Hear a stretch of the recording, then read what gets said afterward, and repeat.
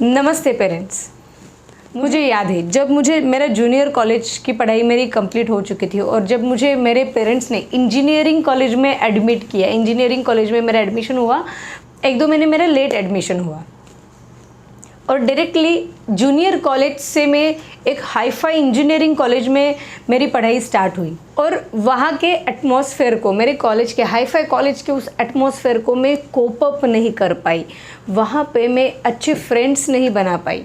उसी वक्त मोबाइल नए नए आए थे और इसकी वजह से ऑलमोस्ट सबके पास, मेरे क्लासमेट्स के पास मोबाइल थे, काफ़ी लोगों के पास मोबाइल थे। मेरे पास मोबाइल नहीं था। ऐसा नहीं कि मेरे पेरेंट्स मुझे नहीं दे पा रहे थे, बल्कि एज अ गुड गर्ल वाली डॉटर होने की वजह से मैंने कभी वो डिमांड ही नहीं की कि मुझे मोबाइल चाहिए। और मेरे पास मोबाइल नहीं है, बाकी सबके पास मोबाइल है, ये कॉम्प्लेक्स कहीं पे था। तो मैं उस एटमॉस्फेयर में, उस क्लास में मैं खुद को मिक्स नहीं कर पाई दूसरे लोगों के साथ। मैं ज़्यादा सोशल नहीं हो पाई। ये मैं आपको क्यों बता रही हूँ, बट इसका मुझे एक फ़ायदा हुआ। मेरे पास मोबाइल नहीं था, जो मेरे बाकी क्लासमेट्स थे उनके साथ मेरा ट्यूनिंग नहीं जम रहा था। मैं हमेशा खुद के लिए एक फ्रेंड ढूंढती थी, पर वैसा फ्रेंड मुझे कॉलेज में कभी नहीं मिला। मेरे कॉलेज लाइफ में, मेरे स्कूल लाइफ में मुझे नहीं मिला। पर इसी फ्रेंड की खोज में एक टर्निंग पॉइंट आया और मेरे हाथ में ऑथर शिव खेरा की यू कैन विन ये बुक आई। और दूसरे आजू बाजू में जो लोग हैं उनके साथ मैं सोशल नहीं हो पा रही हूँ, या फिर मेरे अंदर कुछ ब्लॉक्स थे जिसके लिए मैं उनके साथ कनेक्ट नहीं हो पा रही हूँ। तो मैंने शिव खेरा जी की यू कैन विन ये बुक पढ़नी स्टार्ट कर दी। और जब भी कॉलेज में फ्री लेक्चर होता था, जब भी मुझे टाइम मिलता था रिसेस में या फिर फ्री टाइम जब भी मिलता था, मैं एक कोने की चेयर पे जाके मेरी ये बुक ओपन करके मैं बुक पढ़ती थी। पर आपको मैं बताऊँ, इस बुक ने मेरे सोचने का पूरा तरीका बदल दिया। और जब भी हाथ में मेरे ये बुक रहती थी, मुझे कोई फ़र्क नहीं पड़ता था कि मेरे साथ कोई बात कर रहा है, मैं सोशल हो रही हूँ नहीं हो रही हूँ, मेरी दुनिया ही अलग हो गई थी। ऐसे कुछ साल मेरे कॉलेज के निकल गए और सो कॉल्ड मेरे बेस्ट फ्रेंड बन गए। मेरे ही क्लासमेट में जो लेट एडमिशन हुआ था जिनका, उनके साथ मेरी फ्रेंडशिप हो गई। जैसे ही मेरा एसोसिएशन बुक से हट के बाकी लोगों पे आ गया, बाकी कॉलेज लाइफ में मेरा एसोसिएशन हो गया, मेरे फ्रेंड्स बनने लगे, मेरा कनेक्शन बुक के साथ कम हुआ, मेरा कनेक्शन टूट गया बुक के साथ। मैं ज़्यादा टाइम बुक्स नहीं पढ़ती थी, बुक्स पढ़ने के अलावा बाकी हंसी मजाक चलता रहता था। इससे मेरी लाइफ में इतना कुछ नुकसान नहीं हुआ, पर आगे जाके कुछ ऐसे इंसिडेंट्स ने ये प्रूव कर दिया कि ये जो भी फ्रेंडशिप है, ये सो कॉल्ड बेस्ट फ्रेंडशिप है, ये फ्रेंडशिप सब कुछ नहीं होती है। कुछ ऐसे इंसिडेंट्स हुए जिसकी वजह से सो कॉल्ड हमारी बेस्ट फ्रेंडशिप कंटिन्यू नहीं हो पाई मेरे दोस्तों के साथ। तब मुझे फिर से ये एहसास हुआ कि ये फ्रेंडशिप से मैं ये बुक्स के साथ अगर फ्रेंडशिप करूँ तो ये फ्रेंडशिप हमेशा मेरे साथ रह सकती है।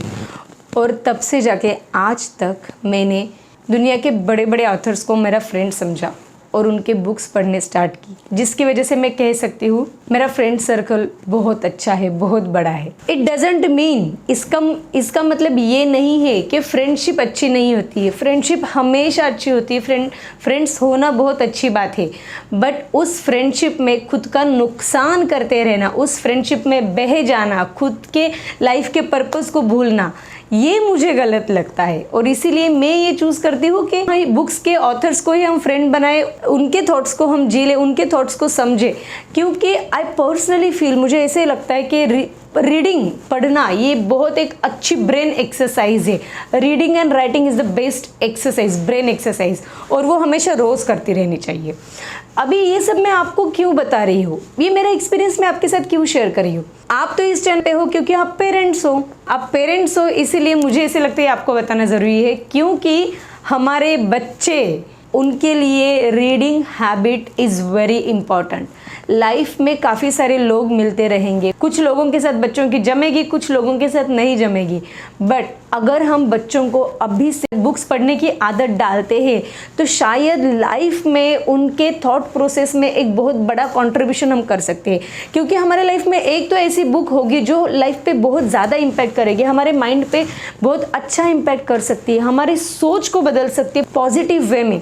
ज़रा सोचिए, अगर हम बच्चों को अभी से बुक्स की आदत डालते हैं so they can have good friends. अगर बड़े बड़े ऑथर्स के साथ उनको फ्रेंडशिप करना सिखाते हैं through reading, then that will be the great contribution in their life. So बच्चों को हम ये आदत कैसे डालें कि वो बुक्स पढ़े।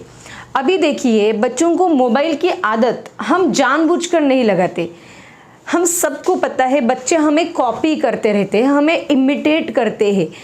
तो अगर हमारे हाथ में वो बार बार मोबाइल देख रहे हैं, वो ऑटोमेटिकली वो मोबाइल के प्रति अट्रैक्ट होते हैं, क्योंकि वो हमारे हाथ में मोबाइल देख रहे हैं। अगर हमें बच्चों को बुक्स रीडिंग की हैबिट डालनी है, बुक्स पढ़ने की, किताबें पढ़ने की हैबिट डालनी है, तो थोड़ा सा काम हमें करना पड़ेगा। रात को सोते टाइम आप कौन सी भी एक अच्छी बुक लीजिए और वो बुक पढ़ते पढ़ते आपके बच्चे के सामने सो जाइए।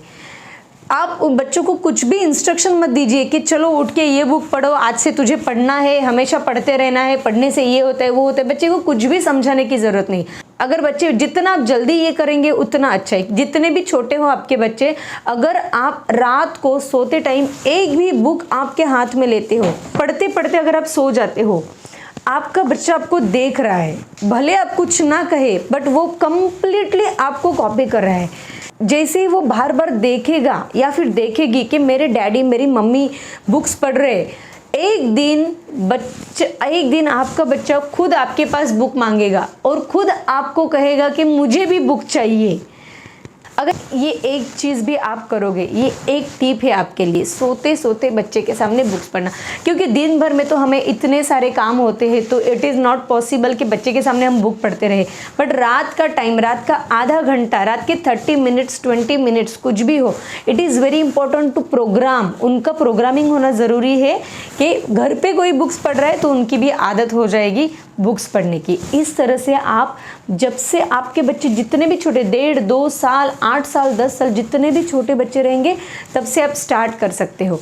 अभी आगे जाके बच्चे इस आदत का किस तरह से यूज़ करेंगे वो उनके ऊपर भी डिपेंड करता है। बट एज अ पेरेंट हमें ये काम करना ज़रूरी है कि हम बच्चों में अच्छी आदतें डालें, और वो आदतें उनको इंस्ट्रक्शन से नहीं जाएगी, वो आदतें हमारे ही एक्शंस से उनको जाने वाली है।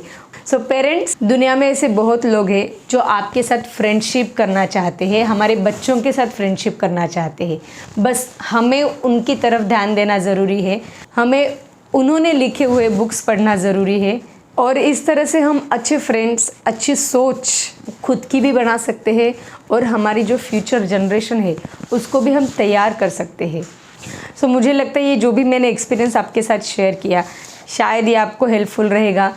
सो इस वीडियो में मेरे जो भी फेवरेट बुक्स है उन सभी बुक्स की मैं लिंक आपको दे रही हूँ। You can also purchase those books and you can also read those books.